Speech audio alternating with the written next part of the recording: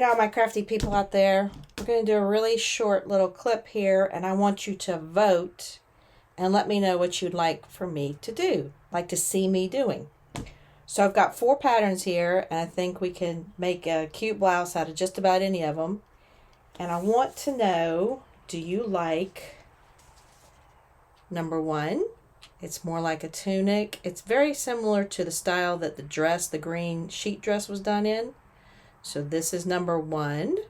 If you like this one, vote for number 1. This is number 2. It has quite a few sleeve options that we can go through. And I'm real partial to this one, obviously, with the little flouncy sleeves. But these sleeves are open on the side. But this is number 2.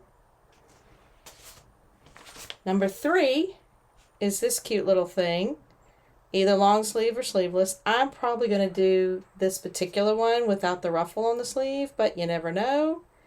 Give me your opinion. Number 3.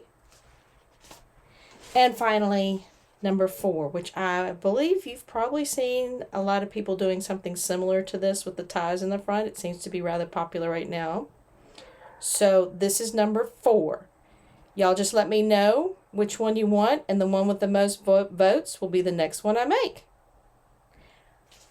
We will be taking votes until, let's say, next Friday, and then we'll know what we're going to do for the next week's project. So please vote by February 14th, Valentine's Day.